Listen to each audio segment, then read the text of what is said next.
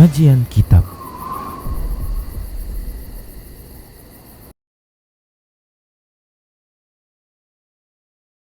Assalamualaikum warahmatullahi wabarakatuh.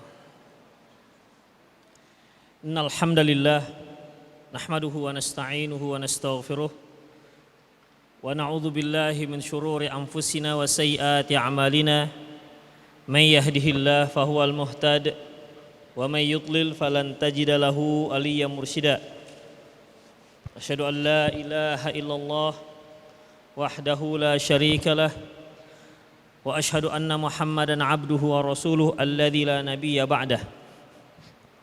Wa qala Allah subhanahu wa ta'ala, ya ayyuhalladzina amanu taqullaha haqqa tuqatih wa la tamutunna illa wa antum muslimun.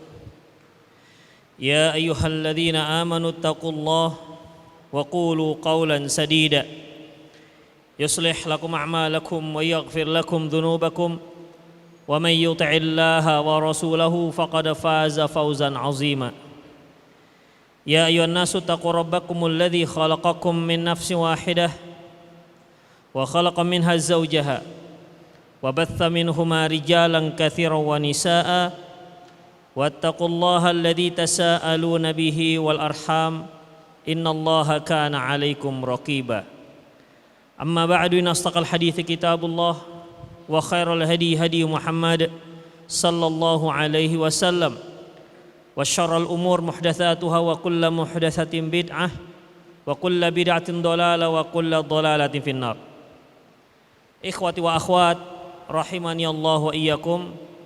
Di kajian lalu kita telah membahas terkait dengan hak tetangga, di mana apabila sebuah dosa yang kita lakukan terhadap tetangga, maka dosa tersebut berlipat ganda ataupun lebih besar jika kita melakukannya kepada selain tetangga. Oleh karena itu Rasulullah sallallahu alaihi wasallam pernah mengatakan, seorang berzina dengan istri tetangganya itu lebih besar dosanya ketimbang dia berzina dengan 10 orang dengan wanita yang bukan tetangganya. Demikian juga seorang yang mencuri tetangganya, mencuri harta tetangganya, lebih besar dosanya ketimbang dia mencuri dari yang bukan tetangganya. Dia mencuri dari rumah tetangganya, lebih besar dosanya daripada dia mencuri 10 rumah yang bukan tetangganya. Ini menunjukkan bahwa mengkhianati tetangga, berbuat maksiat yang terkait dengan tetangga, menzalimi tetangga, itu lebih besar dosanya ketimbang kezaliman yang dilakukan kepada yang bukan tetangga. Juga telah kita bahas adanya perbedaan dosa terkait dengan tempat, terkait dengan waktu, terkait dengan pelaku, dan terkait dengan yang korbannya. Terkait dengan tempat, terkait dengan waktu, terkait dengan pelaku, dan terkait dengan tetangganya, dengan korbannya. Ini semua bisa melipat gandakan sebuah dosa. Terkait dengan tempat, seorang yang berbuat dosa di daerah haram ataupun di Makkah dan Madinah, lebih besar dosanya ketimbang dia melakukan perbuatan maksiat di selain dua tanah haram tersebut. Seorang yang berbuat dosa di bulan-bulan haram, itu lebih besar dosanya ketimbang dia berbuat dosa di luar bulan haram. Atau seperti seorang yang berbuat dosa pada bulan Ramadan, lebih besar dosanya ketimbang yang dia lakukan pada selain Ramadan. Itu terkait dengan waktu, terkait dengan pelaku. Seorang yang berzina dan dia sudah kakek-kakek, lebih besar dosanya ketimbang seorang pemuda yang berzina. atau yang melakukannya seorang alim. Seorang yang alim melakukan perbuatan dosa atau melakukan perbuatan zina, itu lebih besar dosanya ketimbang yang melakukan itu adalah orang-orang jahil yang tidak memahami dosa atau yang tidak memahami apa akibat buruk daripada dosa tersebut. Itulah 4 yang terkait dengan bisa berlipatnya sebuah dosa, terkait dengan tempat, terkait dengan waktu, terkait dengan pelaku, dan terkait dengan korban. Termasuk juga terkait dengan pelaku, seorang yang dia itu dia mampu, seperti dia orang kaya, sebenarnya tak butuh dia mencuri, tapi dia mencuri. Lebih besar dosanya ketimbang dosa orang fakir yang mencuri. Makanya ikhwatiddin, Rasulullah pernah menyatakan bahwasanya ada 3 orang, thalathun la yukallimuhumullahu yaumal qiyamati wa la yuzakkihim wa lahum adzabun alim. Ada 3 orang yang Allah tidak akan ajak bicara dia, Allah tidak akan lihat dia, Allah tidak akan sucikan dia, dan untuk dia disiapkan azab yang pedih. Di antaranya malikun kadzab, seorang raja yang pendusta. Raja yang pendusta. Sebenarnya seorang raja itu tak perlu berdusta. Apapun yang dia lakukan, dia sampaikan secara jujur kepada masyarakatnya. Tak akan ada yang berani menolak, tidak akan ada yang berani menghukum. Mengapa? Karena dia seorang raja. Beda halnya macam kita. Kalau kita jujur, kita akan dihukum. Tapi kalau raja, ketika dia jujur, tak ada yang menghukum. Makanya raja yang berdusta lebih besar dosanya ketimbang rakyat yang berdusta. Itu ikhwatiddin. Itu terkait dengan pelaku. Demikian juga terkait dengan korbannya. Korbannya misalnya tetangga, lebih besar dosanya ketimbang yang bukan tetangga. Kalau dia berzina dengan mahramnya, lebih besar dosanya ketimbang kalau dia berzina yang bukan mahramnya. Bahkan kalau seorang berzina dengan istri seorang mujahid yang dia sedang pergi bertempur jihad fisabilillah, besar dosanya ketimbang yang bukan istri mereka. Karena nanti di hari kiamat si pecundang ini ataupun si pengkhianat ini akan dihadapkan di hadapan Allah, dan Allah akan katakan kepada si mujahid, ambil dari dia kebaikannya, terserahmu berapa mau kamu ambil. Kata Rasulullah, kira-kira ada enggak yang akan ditinggalkannya? Jawabannya itu tidak. Itulah ikhwatiddin rahimani Allah wa ikum. Sebenarnya ada satu lagi yang bisa melipat gandakan dosa, yaitu satu dosa, satu maksiat yang dilakukan dengan niat ibadah.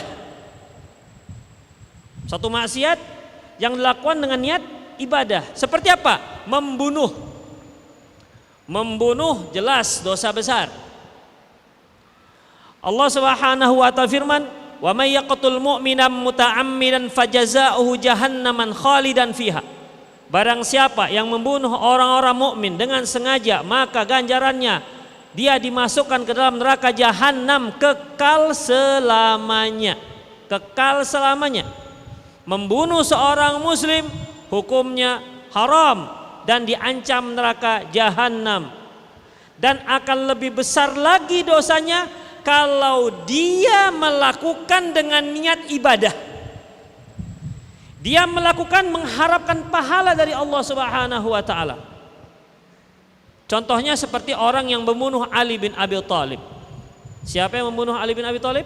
Namanya Abdurrahman bin Muljam. Dia membunuh Ali bin Abi Thalib bukan dengan niat maksiat. Dia membunuh Ali bin Abi Thalib dengan niat ibadah. Makanya ketika dia membunuh Ali bin Abi Thalib, dia baca Quran. Wa minan nasi may yashri nafsahu batigha mardatillah. Di antara manusia ada yang menjual dirinya mengharapkan pahala dari Allah, mengharapkan ridho dari Allah. Jadi dia membunuh Ali bin Abi Thalib mengharapkan pahala dari Allah Subhanahu wa ta'ala. Ini lebih besar dosanya. Merampok. Seorang yang merampok itu dosa besar. Ada orang yang merampok dengan niat jihad. Tentu ini ibadah. Dia menganggap perampokan itu merupakan ibadah. Karena harta orang tersebut dianggap halal. Dan dia bisa gunakan untuk jihad menurut kata dia. Maka dosa dia lebih besar ketimbang para perampok-perampok yang lainnya. Mengapa? Karena dia melakukan dengan niat ibadah. Kalau para perampok melakukannya dalam hati kecilnya tahu ini maksiat, ini dosa. Tapi dia tidak. Dia melakukan dalam hatinya mengatakan ini ibadah, mengharapkan pahala dari Allah Subhanahu wa taala. Dan ini maksiat yang paling berbahaya.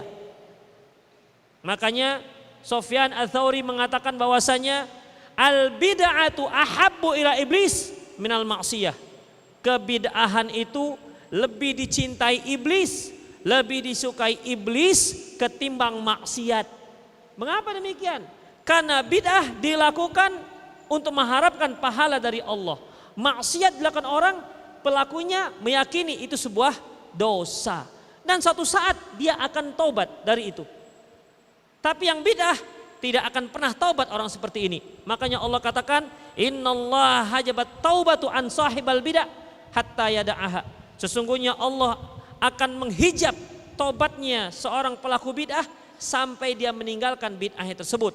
Makanya selama seorang meyakini sebuah kebid'ahan itu sebuah kebenaran, dia tak akan pernah taubat dari itu. Tak akan pernah taubat. Kapan mereka taubat?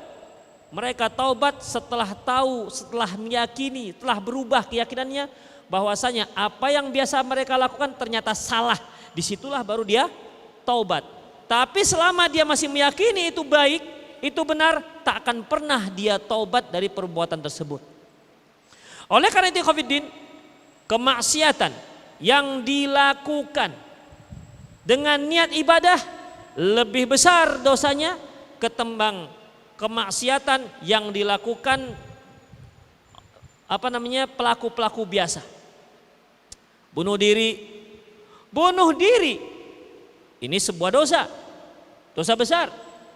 Rasulullah SAW mengatakan barang siapa yang membunuh dirinya dengan besi, maka besi itu nanti di hari kiamat terus akan menikam-nikamnya selamanya nanti di neraka jahanam. Taib, seorang yang bunuh diri dengan niat jihad, membunuh dirinya dengan niat jihad, seperti bom bunuh diri di hotel misalnya, di mana yang menjadi korban kaum muslimin, bahkan ada yang bom bunuh diri di dalam masjid, ketika salat Jumat mau dikomatkan. Kita yakin tak ada satupun orang yang kafir ada dalam masjid tersebut, pasti orang muslim. Mereka melakukan apa ya Khofiddin? Melakukan bom bunuh diri, niatnya ibadah, karena menganggap bahwasanya yang ada dalam masjid itu semua kafir. Na'udzubillah min dzalik. Inilah Khofiddin tingkatan-tingkatan dosa. Terkadang saat dosanya sejenis,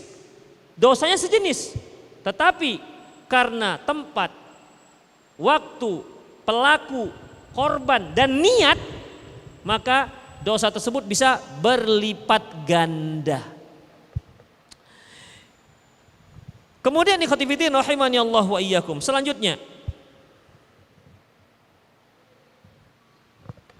babun yabda'u bil jar.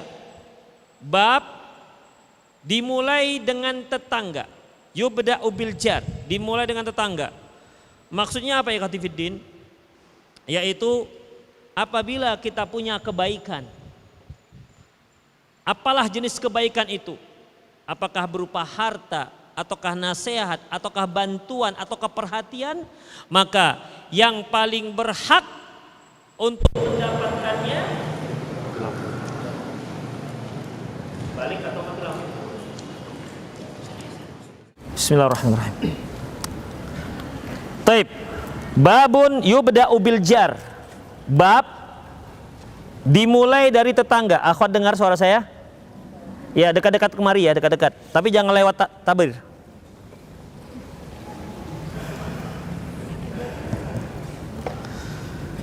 Babun yubda'u bil jar, bab dimulai dari tetangga. Artinya apa ikhwati fiddin? Apabila kita memiliki kebaikan, seperti ada yang akan kita berikan, atau ada yang kita hadiahkan, atau apapun jenis kebaikannya, maka dimulai dari tetangga.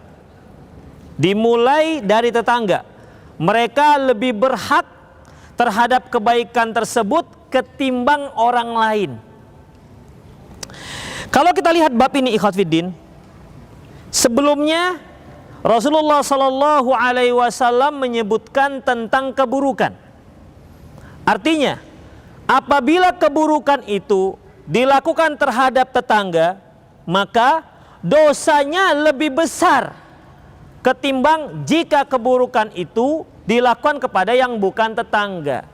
Kebalikannya, kebaikan apabila kebaikan itu pahalanya besar, maka kebaikan kepada tetangga itu lebih besar, lipat ganda lagi pahalanya. Sama dengan yang tadi ikhwafiddin, sama dengan keburukan. Apabila keburukan akan dilipat gandakan dosanya terkait dengan tempat, waktu, pelaku, kemudian korban serta niatnya. Demikian juga yang terkait dengan kebaikan. Kebaikan yang kita lakukan di tempat tertentu bisa berlipat ganda jika dibandingkan kita lakukan di luar tempat tersebut. Seperti sholat misalnya. Sholat jika kita lakukan di Masjidil Haram, perbandingannya berapa?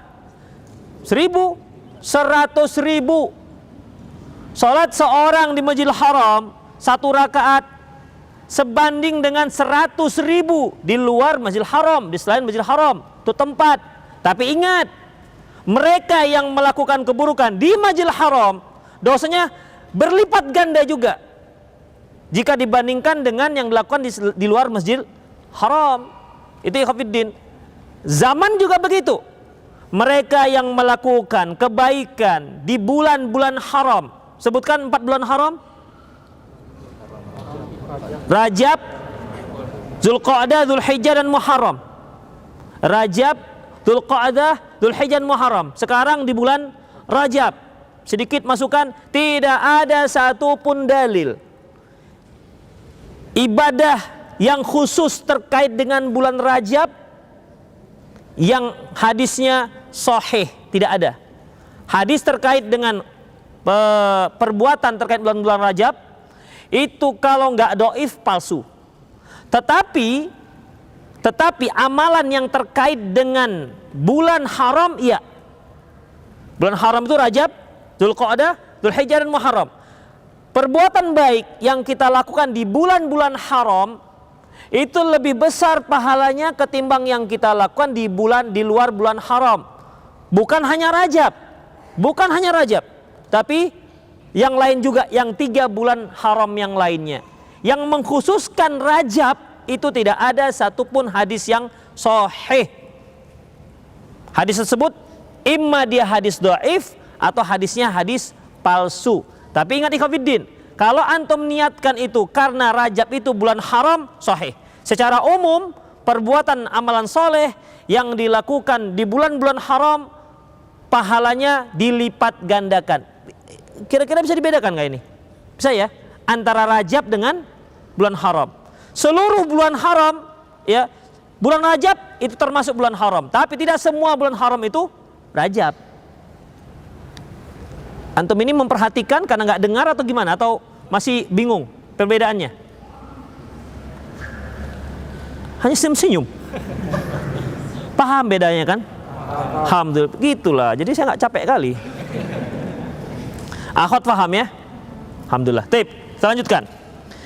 Coba kita lihat ikhwatiddin, Imam Al-Bukhari menyebutkan, setelah beliau menyebutkan dosa besar akan dilipat gandakan jika dilakukan terhadap tetangga, maka kebaikan juga akan berlipat ganda jika kita lakukan terhadap tetangga. Ini dia. Babun yabda'u bil jar. Sebagaimana yang tadi bahwasanya seorang mencuri itu lebih besar dosanya, mencuri dia dari satu rumah tetangga itu lebih besar dosanya ketimbang dia mencuri 10 rumah yang bukan tetangga. Berarti berbuat baik kepada tetangga itu lebih besar pahalanya ketimbang dia berbuat baik kepada selain tetangga. Inilah tujuan Imam Al-Bukhari rahimahullah mengurut dalam bab ini. Taib.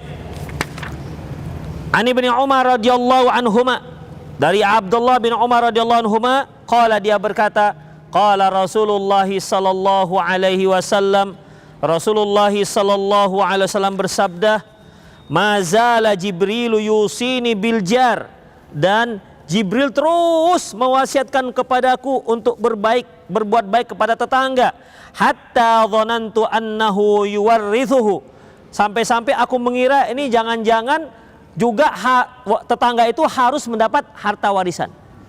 Sampai begitu. Karena apa? Saking seringnya Jibril mengingatkan agar kita terus berbuat baik kepada tetangga.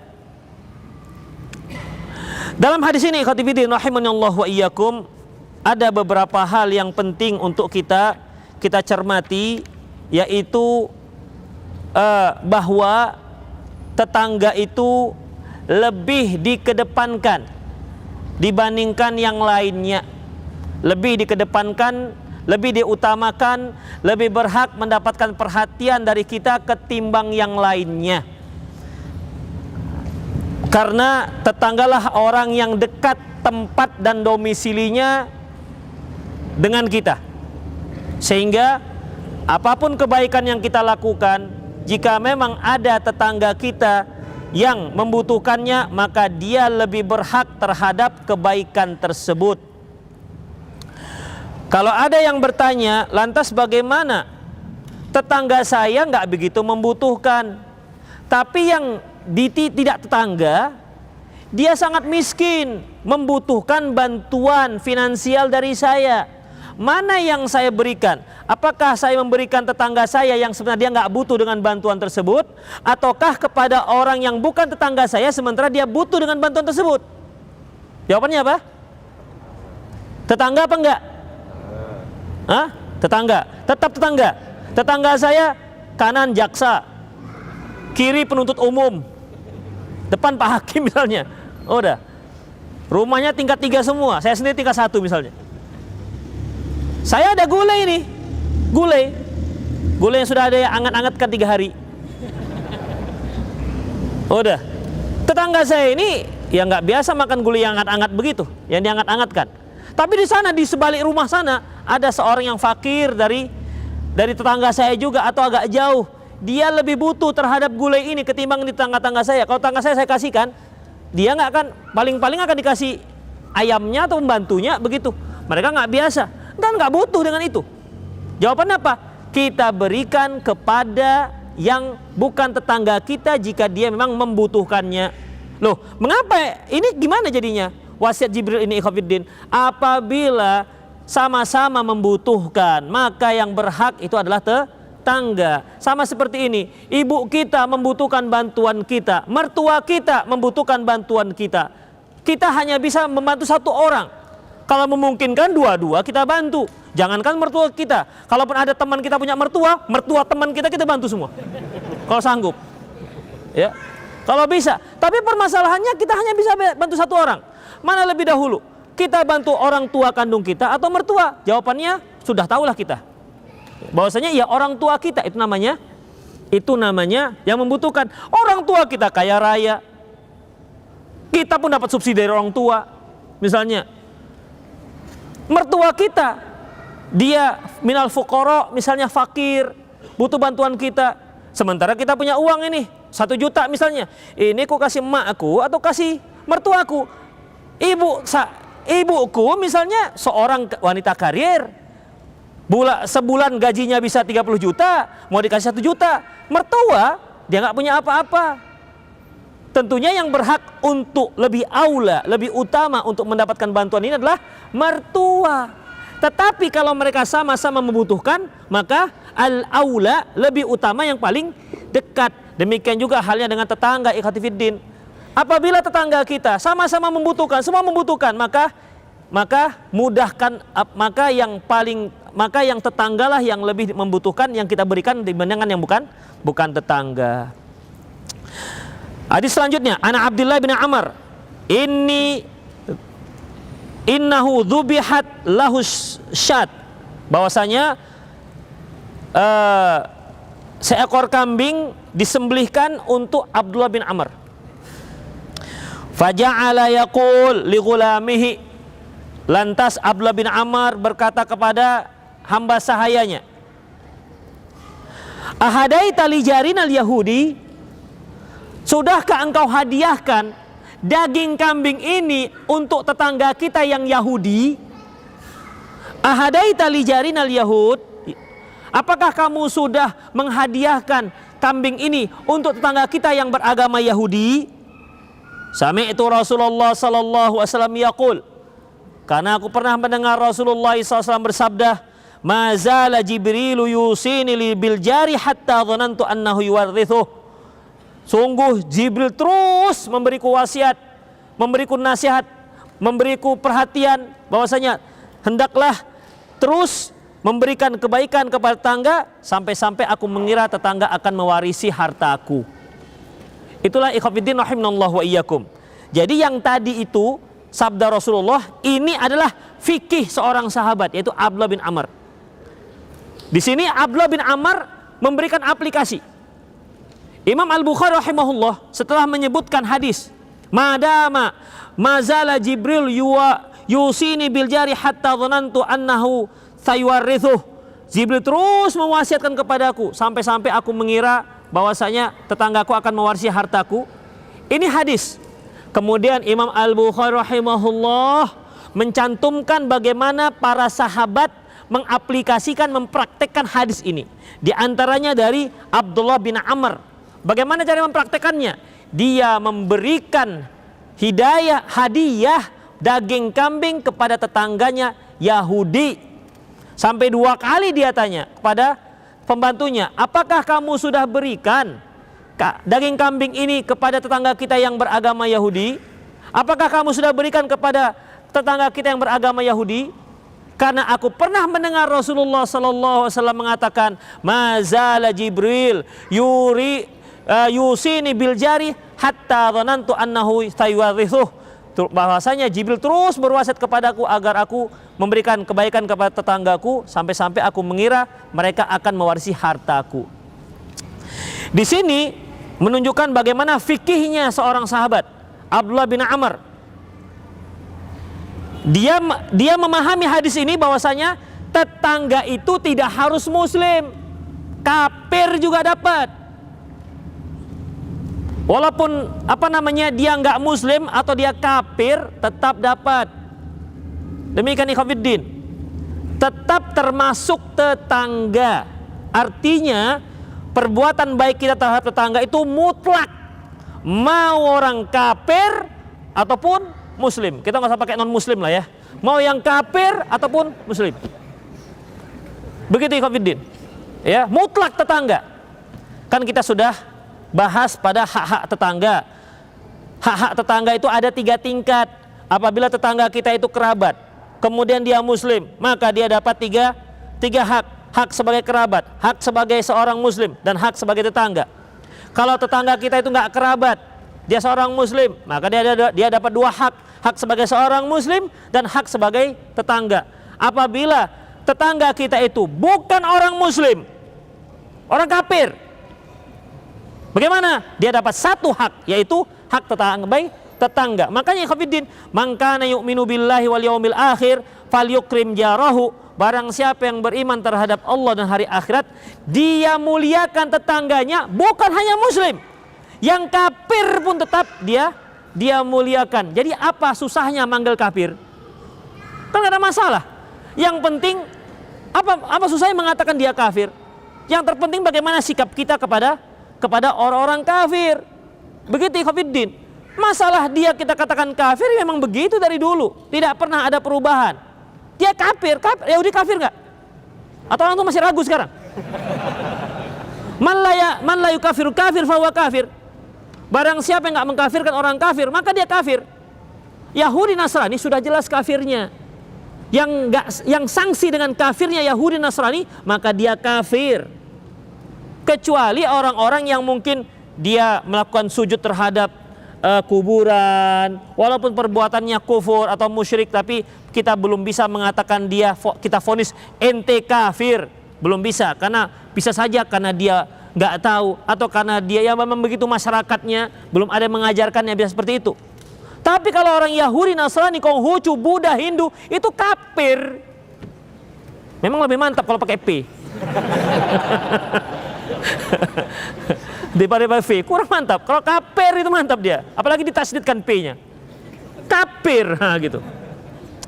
Jadi demikian ikhwatiddin rahimani Allah wa iyyakum. Ya, jadi perbuatan baik kita terhadap tetangga itu mutlak, baik yang kafir maupun yang muslim. Allah Subhanahu wa ta'ala firman dalam surah Al-Mumtahinah ayat 8.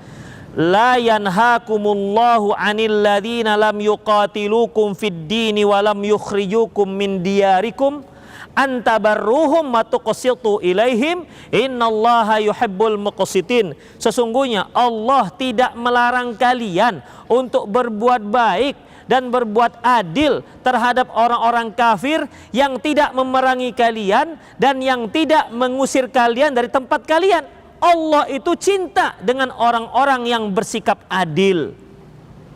Tidak apa-apa, antum punya tetangga kafir, silakan berbuat baik.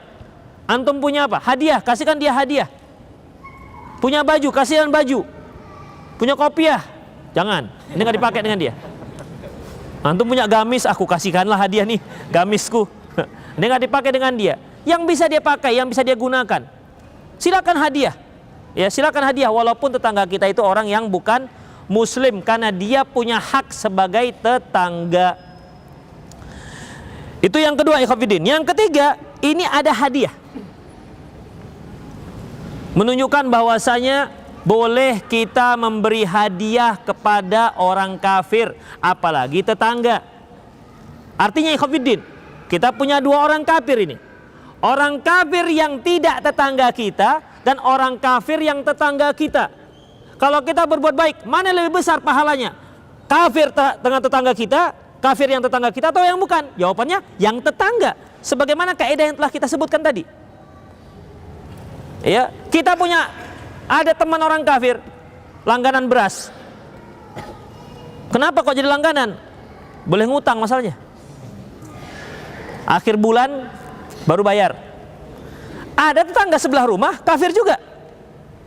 Kita mau ngasih hadiah nih berupa makanan, maka lebih besar pahalanya kita berikan kafir yang di tetangga kita ketimbang kafir yang bukan tetangga kita. Itulah ikhwatiddin. Boleh memberi hadiah. Hadiah apapun. Yang tidak dibolehkan yaitu zakat. Itu pun ala khilafil qaul ulama. Zakat sebagian mengatakan bahwasanya tidak boleh diberikan kepada sebagian mengatakan boleh diberikan kepada orang kafir karena tujuannya untuk melembutkan hati, ya, untuk melembutkan hati dan dengan harapan dia bisa masuk ke dalam agama Islam. Otomatis dibolehkan memberikan zakat kepada mereka. Tetapi ikhwatiddin, yang rojih bahwasanya, ya, yang rojih bahwasanya Allahu alam, zakat tidak diberikan kecuali kepada orang-orang muslim. Sebagaimana sabda Rasulullah SAW, wasiat Rasulullah SAW kepada Mu'ad bin Jabal, ya Mu'ad, innaka ta'ti qauman min ahli kitab. Mu'ad, sesungguhnya engkau akan mendatangi ahli kitab, faltakun awwala ma tad'uhu ila syahadatu an la ilaha illallah. Hendaklah yang pertama sekali kamu dakwahi adalah ucapan la ilaha illallah. Itu yang pertama kamu dakwahi.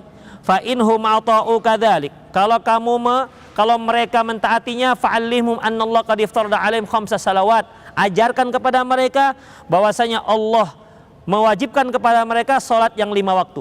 Fa inhum ata'u kadzalik. Kalau mereka mentaati juga, fa'allimhum annallaha qad iftarada 'alaihim as-shadaqah.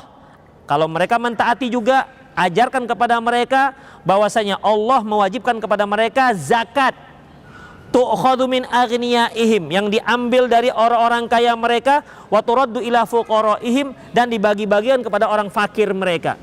Mereka yang dimaksud adalah orang muslim, ya, diambil dari orang-orang kaya muslim dan dibagi-bagikan kepada orang-orang miskin yang muslim. Untuk zakat, baik itu zakat harta maupun zakat fitrah, ini khusus untuk orang muslim.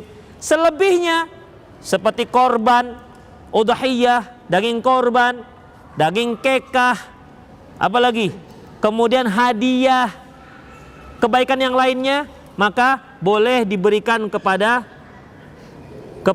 orang-orang muslim. Ibu-ibu afwan yang punya anak, tolong dikondisikan karena suara saya mau habis. Jangan sampai doubling dengan suara saya. Tolong dikondisikan yang merasa punya anak. Kalau enggak aku bawa pulang nanti.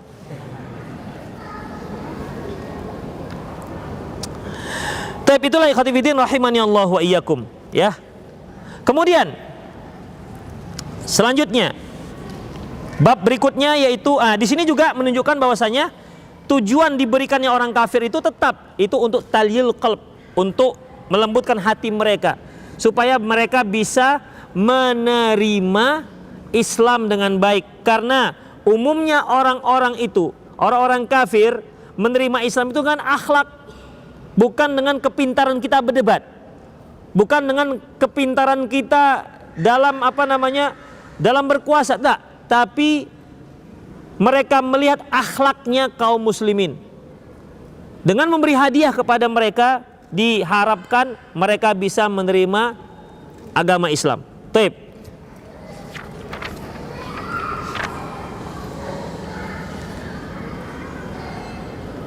Udahlah, udah capek. Habis selesai. Tapi khafidin, nanti kita lanjutkan. Di sini hadis berikutnya, ya, yang mana di antara tetangga itu yang lebih berhak mendapatkan kebaikan? Tetangga kita kan banyak nih. Mungkin ada 10 rumah, 20 rumah. Terus yang mana yang paling berhak di antara mereka untuk mendapatkan kebaikan? Kita hanya punya sepiring ataupun semangkok sop. Mau kita bagi 20, kuah-kuahnya jangan dapat dengan kentang. Ini hanya untuk satu. Mana yang lebih berhak di antara mereka? Ya, mana lebih berhak? Insyaallah pada hadis yang berikutnya. Demikian aku qauli hadza wa astaghfirullah li wa lakum wal muslimin innahul ghafurur rahim.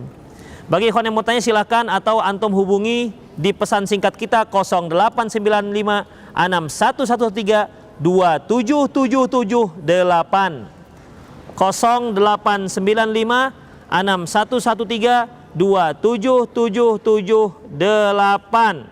Dan ingat, hanya untuk majelis taklim nomornya, tidak untuk curhat di luar kajian.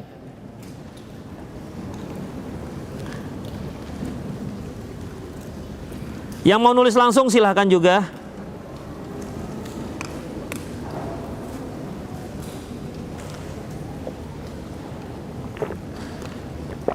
Insya Allah udah banyak yang masuk. Gak mati lampu juga ya kalau WA ya.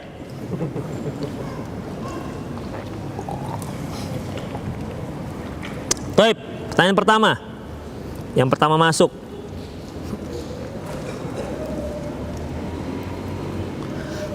Ustadz, kadang ada orang yang belum mengenal manhaj salaf tetapi menuduh bahwa salaf itu merasa yang paling benar sendiri. Gimana tanggapan Ustadz? Khafiddin, perhatikan. Sebenarnya setiap orang yang memilih satu pemahaman, satu pendapat, baik dalam masalah fikih maupun dalam masalah akidah, pasti dia akan merasa apa yang dia pilih yang paling benar. Gimana kira-kira? Iya kan? Misalnya mazhab Imam Syafi'i, Indonesia kan mazhab Imam Syafi'i, yang mengatakan bahwasanya apabila kalau tersentuh perempuan maka wuduknya batal, ya kan? Kira-kira menurut antum pendapat ini dipilih merasa paling benar, atau ada pendapat lain yang lebih benar tapi dia pilih yang ini? Gimana? Mungkinkah dia memilih pendapat ini padahal ada pendapat yang lain yang lebih benar? Jawabannya, selama orang tersebut masih waras, pasti apa yang dia pegang merasa paling benar, dan yang lain di bawah kebenarannya. Makanya kalau kita baca di buku-buku fikih, ada perbedaan pendapat ulama. Yang pertama pendapatnya ini, dalilnya ini. Kedua pendapat ini, dalilnya ini. Dan yang rojih dan yang paling kuat, itu kan artinya yang paling benar menurut si penulis. Yang ini, yang lain ya kurang benarnya. Gitu ikhwatiddin. Jadi kalau ada yang mengatakan bahwasanya manhaj salaf yang paling benar, nah iya betul. Apalagi dasarnya jelas, yaitu mengikuti manhaj para sahabat. Seluruh kaum muslimin harus demikian, mengikuti manhaj para sahabat, pemahaman sahabat, akidah sahabat, akhlak sahabat, dan itu yang paling benar. Makanya Abdullah bin Mas'ud mengatakan, "Man kana minkum mustannan falyastanna biman qad mat." Kalian kalau mau mengambil sunnah, ambil sunnah orang yang sudah meninggal. Siapa itu? Ulaika ashabu nabiyyikum. Mereka adalah sahabat-sahabat Nabi kalian. Kanu abarruhum quluban. Karena mereka adalah orang yang paling baik hatinya. Wa a'maquhu ilman. Yang paling dalam ilmunya. Wa aqalluhum takallufan. Yang paling sedikit takallufnya. Qaumun ikhtarahumullahu li suhbati nabiyhi. Kaum yang memang Allah pilihkan untuk menjadi sahabat nabinya. Wa iqamati dinihi. Dan untuk menegakkan agamanya. Fa'rifu anhum fadlahum. Kalian harus ketahui bagaimana keutamaan mereka. Fatamassaku bidinihim wa akhlaqihim. Pegang akhlak mereka dan agama mereka. Innahum kanu ala hudam mustaqim. Mereka itu berada di atas agama yang lurus, di atas hidayah yang lurus. Itu para sahabat. Demikian. Ya, secara zahir setiap orang memilih satu pendapat, dia merasa itulah yang paling benar, dan itulah orang yang waras. Ya, itulah orang yang waras. Nggak akan mungkin dia ambil satu pendapat sementara dia meyakini ada pendapat yang lebih benar. Ini biasanya ikhwati fiddin, yaitu ucapan-ucapan sentimen. Ucapan sentimen. Seperti dakwah salaf itu kerjanya hanya nyalah-nyalahkan orang. Kerjanya hanya nyalah-nyalahkan orang. Ikhwati fiddin, Rasulullah mengatakan ad-dinun nasihah. Agama itu nasihat. Kapan kita menasihati orang lain? Ketika dia salah. Apa mungkin seorang yang sholat subuh 2 rakaat kita katakan, "Bang, abang sholat subuhnya kok 2 rakaat?" Dia katakan, "Ente yang perlu diruqyah." Subuh 2 rakaat. Begitu. Kalau dia salah, 3 rakaat dia subuhnya misalnya, baru kita nasihatkan. Ya, kita beritahukan jalan yang benar. Ketika kita mengarahkan pada jalan yang benar, berarti kita menyalahkan jalan dia yang pertama. Misalnya ada orang yang salah jalan, "Mas, jalan ke Masjid Dakwah mana?" "Oh, kamu masuk jalan Kapten Dr. Mansur, di situ ada belok kanan. Udah, situ Mas, beloknya kalau mau ngaji ke Masjid Dakwah." Dia lurus, "Mas, nggak ke sana, belok kanan." "Oh iya." Itu nasihat nggak? Nyalahkan dia nggak? Hah? Nyalahkan dia. Kita katakan belok kanan. Apa bisa dikatakan, "Abang kerja nyalah-nyalahkan orang"? Ini bukan nyalah-nyalahkan orang, tapi nasihat. Makanya kalimat nasihat itu kalau dibuat bahasa sentimen namanya nyalah-nyalahkan orang. Tapi kalau bahasanya nggak sentimen namanya bahasa menasehati. Itu dia. Itu kerjaan orang-orang bersilat lidah sebenarnya.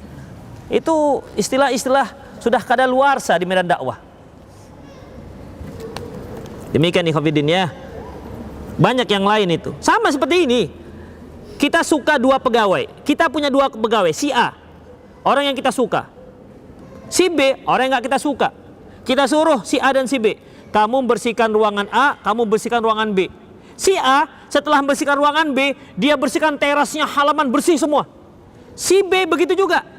Karena kita suka dengan si A, kamu kok bersihkan halaman juga? "Iya Pak, saya masih punya sisa waktu." Wah, kamu tuh kreatif. Kenapa? Kita suka dengan si A. Si B kita nggak suka. "Kamu kok bersihkan halaman itu? Kan nggak disuruh." "Iya Pak, ada sisa waktu." "Kamu kurang kerjaan ya?" Begitu. Kan kita katakan kurang kerjaan. Kenapa? Karena kita nggak suka dengan dia.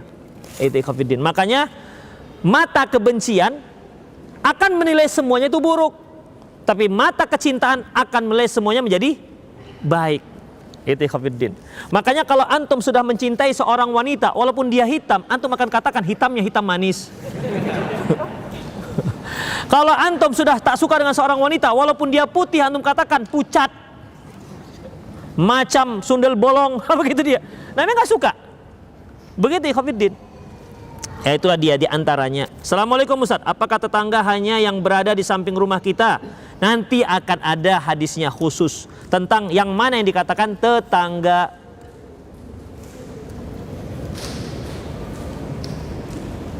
Assalamualaikum Ustaz, ana doakan antum diberi umur yang berkah, amin ya Allah.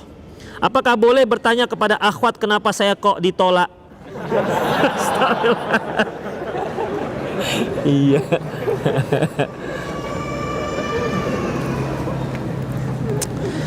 Aduh. Sebenarnya banyak. Bukan hanya akhwat, ikhwan juga begitu. Dia mau menolak tapi segan ngasih taunya.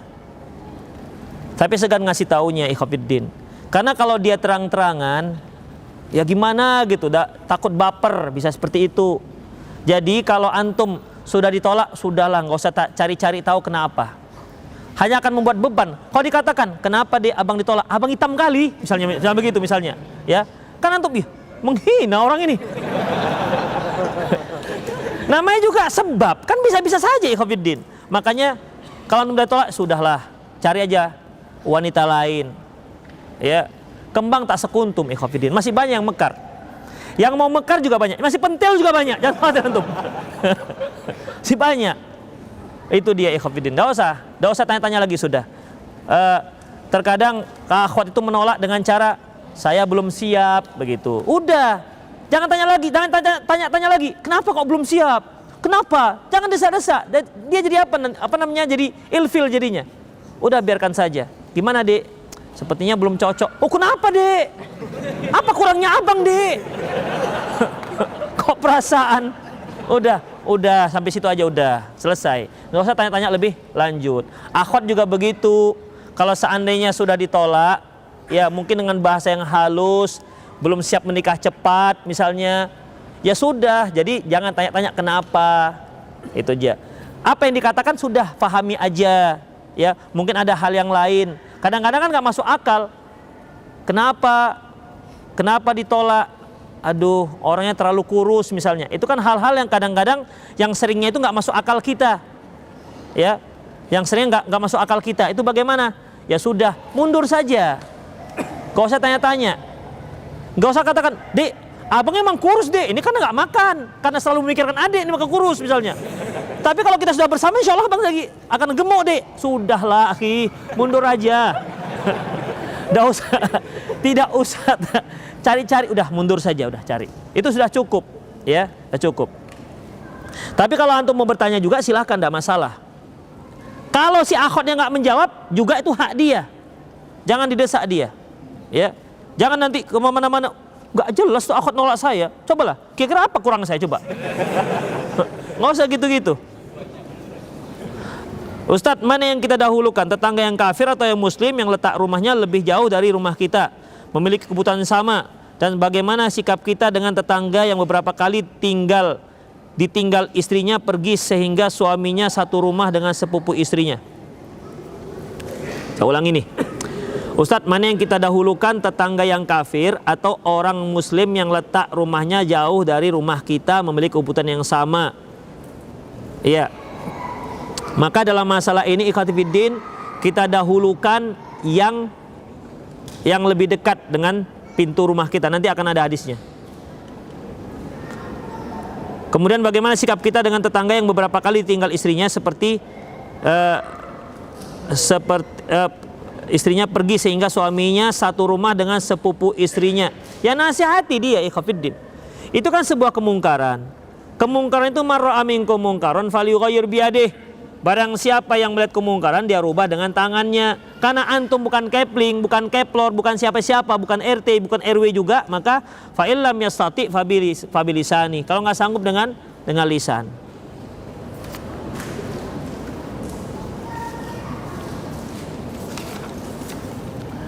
Ustadz, ana baru mengenal kajian sunnah dan ana punya banyak buku yang ana koleksi sebelum hijrah. Banyak penulisnya adalah orang-orang khawarij. Sebaiknya buku itu ana apakan? Bakar.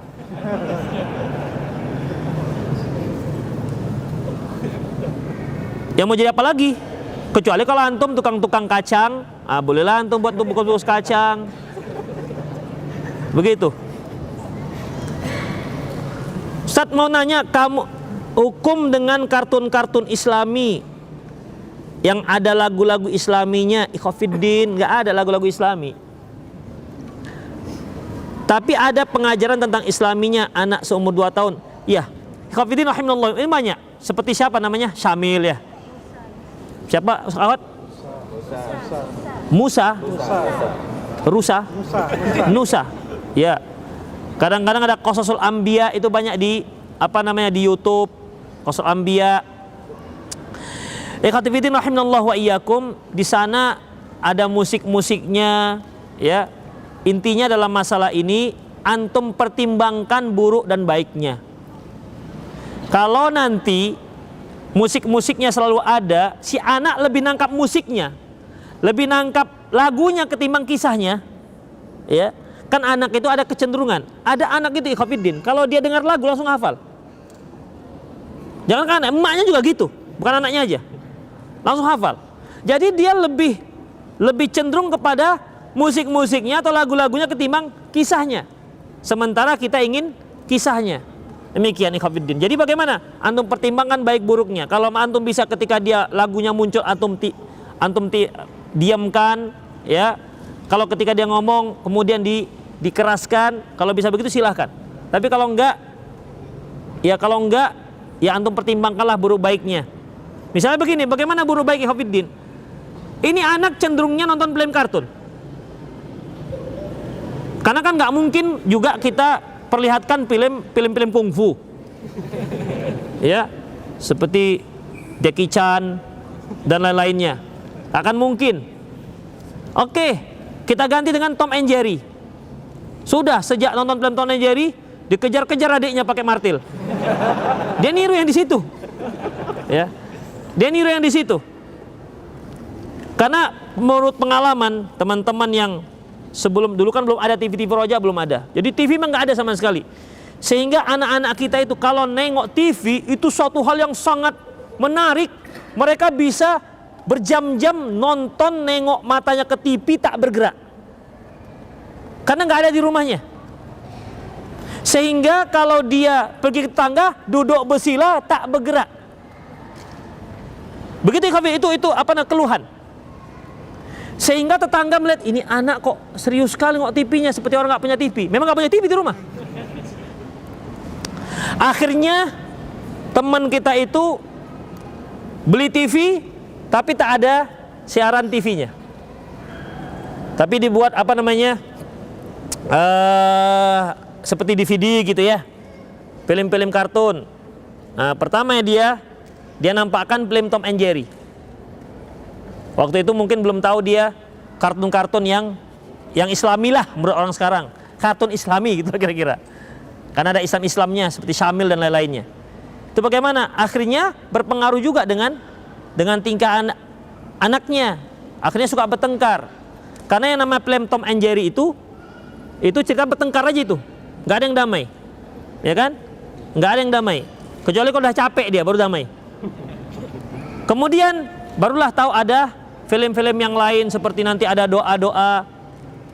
Demikian. Ini juga pilih-pilih. Sering saya lihat kartun-kartun itu mengibaratkan setan dan iblis. Begitu, iblis datang menggoda, kemudian digilas bes, lantas dia penyet, kemudian gembung lagi, begitu. Ya ini kan jelas ikhwatifiddin tidak sesuai dengan dalam hadis. Sehingga si anak membayangkan itu iblis begini. Dan itu nggak dibolehkan ikhwatifiddin. Itu tidak dibolehkan. Nanti ada malaikat Malaikat bagaimana? Malaikat berarti pakai jubah putih, ada sayap kecil di belakang punggungnya, yang berkipas-kipas pakaian capung itu, macam lalat. Akhirnya dia membayangkan inilah malaikat. Nggak boleh seperti itu. Makanya ikhwatiddin, antum pertimbangkanlah mana maslahat mudarat yang paling baik. Timbangkan bagus-bagus. Misalnya ini anak selalu ke tempat tetangga, di tetangga nggak terkontrol misalnya. Kalau di rumah sendiri bisa terkontrol. Timbang-timbanglah itu, ya. Baik pengadaan televisinya, kemudian acaranya, timbang-timbanglah dengan pertimbangan yang baik-baik. Itu ikhwatiddin.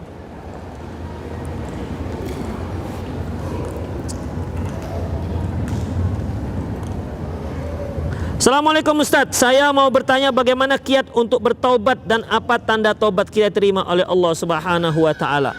Allahu alam bisawab. Kalau masalah terima kita serahkan pada Allah Subhanahu wa taala, tapi syarat taubat itu pertama dia berhenti dari perbuatan dosa.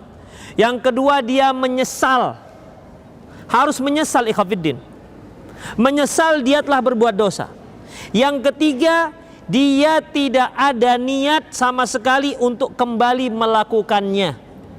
Kalau dosa tersebut terkait dengan hak orang lain seperti mencuri, maka ada saat keempat dia harus pulangkan hak orang tersebut.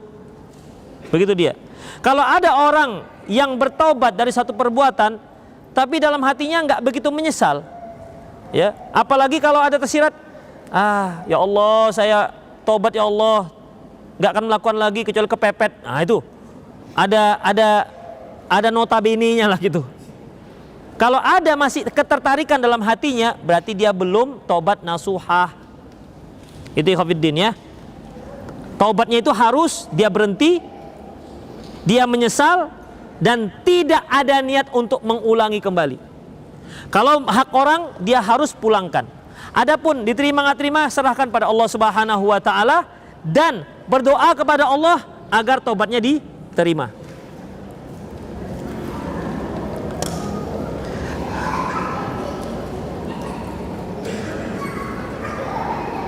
Ustadz, tolong beri sedikit pencerahan kepada teman saya yang baru pertama kali ikut di pengajian kita ini dan mohon doanya semoga teman saya itu terus istiqomah. Apa ya? Sebenarnya nasihat itu tidak hanya untuk yang pertama dan yang sudah lama. Intinya bahwa kita diperintahkan oleh Allah untuk belajar. Man salaka tariqan yaltamisu fil ilma sahalallahu tariqan ilal jannah. Barang siapa yang menempuh jalan untuk menuntut ilmu, Allah mudahkan dia jalan menuju surga. Kita sebagai kaum muslimin harus perhatian dengan agama kita sendiri. Harus perhatian. Ketika kita perhatian dengan agama kita sendiri, itu artinya kita sedang perhatian terhadap diri kita sendiri. Ketika kita melakukan syariat Islam, itu artinya kita sayang dengan diri kita sendiri. Karena setiap yang diperintahkan oleh Allah dalam Islam dan setiap yang dilarangan oleh Allah SWT, itu semua untuk diri kita, untuk kebaikan kita, untuk kehidupan kita di dunia dan untuk kehidupan kita di akhirat, bukan untuk orang lain. Makanya sering saya katakan, kalau kita berinfak 10 juta kepada masjid, maka yang pertama untung bukan masjid, tapi kita yang untung. Kita berbuat apa, baik apapun, kita yang untung pertama. Oleh karena itu pelajarilah agama kita agar kita untung sendiri. Kita untung yang pertama, bukan orang lain. Makanya Imam Ahmad bin Hanbal pernah mengatakan, al-ilmu la ya'dilu syai' liman sahat niyatuhu. Ilmu itu nggak bisa dibandingkan dengan apapun apabila niatnya benar. Mengapa demikian? Kaifa dzalik ya? Bagaimana kok bisa demikian wahai Imam Ahmad? Yanwi raf'a jahlihi jahli wa an ghairihi. Dia berniat untuk menghilangkan kejahilan dia dan kejahilan orang lain. Itu ikhwatiddin. Jadi kasihanilah diri kita sendiri. Kasihani diri sendiri dengan cara mempelajari syariat Islam.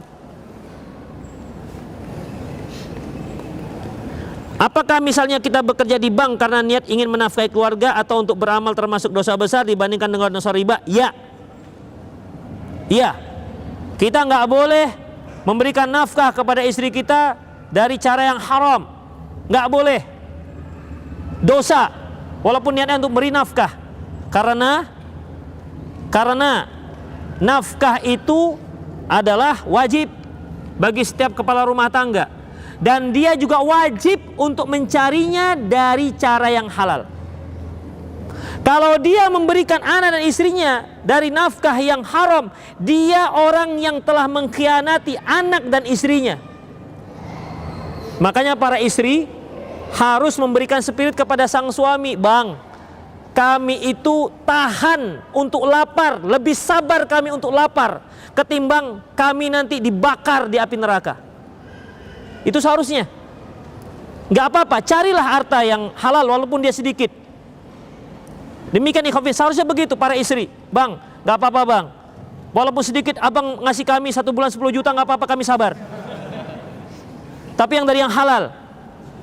Begitu ikhwafiddin. Jadi beri spirit mereka untuk tetap mencari yang halal. Mengapa masih ada yang enggan untuk berhenti resign? Dikarenakan ikhwafiddin masih gamang dengan selain itu. Para istri juga tidak mendukung. Kenapa? Nanti bang, ini gimana, biasanya kita pakai tas Hermes, masa ganti jadi tas Aja Sukarami? Biasanya harganya 30 juta, ini harga 250 ribu. Begitu. Ya, enggak apa-apa, asalkan itu halal. Demikian, kasih spirit. Beri semangat para suami untuk mencari yang halal.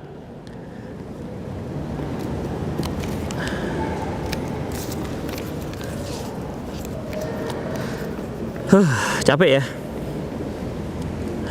Bagaimana adab kita kepada saudara kandung kita yang masih kafir? Boleh berbuat baik apa saja silahkan terhadap saudara kita yang masih kafir, terhadap orang tua kita masih kafir, selama tidak dalam rangka buat maksiat pada syariat, buat maksiat pada Allah. Nggak boleh melanggar syariat. Seperti kita mau berbuat baik kepada orang abang kita misalnya, dengan bagaimana? Diundang ya kita Natalan. Oke lah bang, jam berapa bang? Nantilah sama-sama lah kita nanti puji syukur, misalnya jam sekian. Nggak boleh, ya, nggak boleh hadir. Tapi kalau yang lain-lain misalnya memberi dia kebaikan, memberi dia hadiah, silahkan. Bersilaturahmi silahkan, tidak ada masalah, ya, selama tidak melanggar syariat. Sama juga dengan orang tua, walaupun orang tua kafir, kita tetap wajib berbakti kepada kedua orang tua. Ustadz, bagaimana hukumnya memberikan daging kurban kepada orang kafir? Boleh. Tadi kan sudah saya sebutkan, boleh memberikan daging kurban kepada tangga orang kafir. Walaupun nggak tetangga juga boleh. Yang nggak boleh diberikan kepada orang kafir adalah zakat. Sisanya selebihnya boleh. Assalamualaikum Ustadz, saya mau memperdalam agama sesuai syariat. Setelah berjalannya waktu, istri saya mulai ragu, takut kalau saya salah dalam menuntut ilmu. Bagaimana cara menanggapinya Ustadz? Ajak istri antum ngaji. Susah Ustadz, kasih dia hadiah. Dek, kita ngaji oh dek. Aduh bang, pulang ngaji kita makan empenyet dek. Begitu. Aduh bang, hari-hari empenyet, maunya apa dek? Bilang aja, bilang maunya apa. Begitu. Jadi kasih dia hadiah, ajak dia makan. Kalau dia suka dimsum, udah kita nanti beli dimsum. Kalau dia suka empek-empek, janjikan empek-empek. Antum yang tahu. Antum kan suaminya lebih tahu apa yang disukai oleh sang istri. Buat dia bagaimana menarik, bagaimana dia bisa tertarik datang. Antum suaminya masalahnya. Beda dengan istri, ngajak suami itu beda, ikhwatiddin. Suami agak sedikit nekan-nekan masih bisa. Ya, dek, ngaji oh dek. Aduh bang, bakat lambat lah nih uang belanja kalau gitu dek. Begitu kan. Diskon lah uang belanja ini misalnya begitu. Ya, pandai-pandai ikhwatiddin. Lebih mudah suami mengajak istri ketimbang istri mengajak suami. Apa hukumnya isbal pada lengan baju? Nggak boleh. Isbal itu misalnya ini, lengan baju sampai begini, sampai tangannya begitu. Itu nggak dibolehkan. Tapi dia tidak seperti isbalnya bawah kain sarung atau celana. Ustadz, bagaimana jika ayahnya mengharamkan anaknya mengikuti organisasi dakwah? Apakah itu termasuk orang yang tidak memberi izin anaknya, tetapi ia menyebutkan hal itu haram untuk anaknya? Syukron. Ikhwatiddin, yang namanya belajar itu tidak hanya datang ke majelis taklim.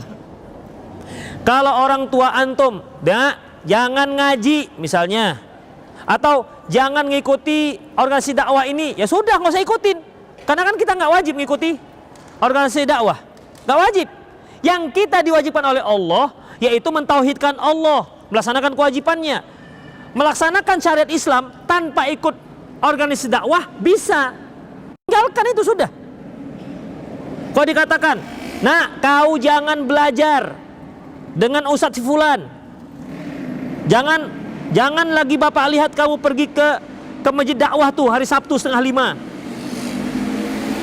Ustadznya itu bapak kenal kali itu. Emang kenapa ustadznya? Namanya Ali Nur kan? Gitu. Jadi gimana? Gak usah datang.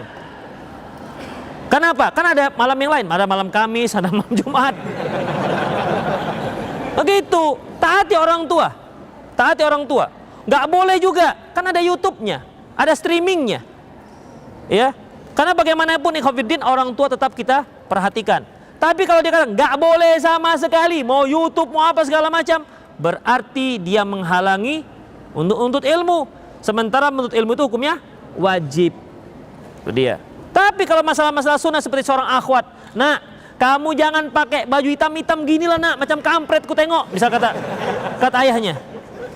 Udah pakai yang warna, kan ada warna coklat tua, warna biru muda, kan banyak. Atau biru apa namanya, coklat cappuccino, kan bisa. Tidak harus hitam. Itu ikhwatiddin. Jadi enggak, oh mama berarti enggak sesuai sunnah mama ini ya. Jangan mama ini ahli bidah ya.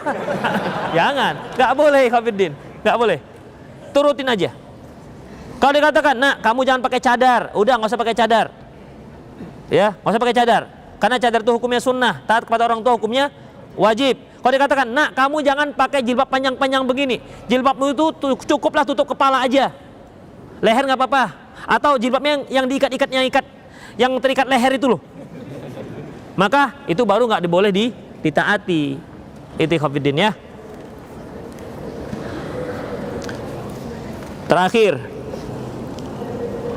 sampai mana batasan baik terhadap tetangga? Bolehkah menghadiri acara syukuran? Misalnya anak tetangga lahir tapi kafir. Orang kafir syukuran juga? Ada ya? Apa syukurannya? Acaranya apa? Kalau acaranya di syukuran tuh nanti siang-siang maling seng, misalnya begitu, ada ibadahnya.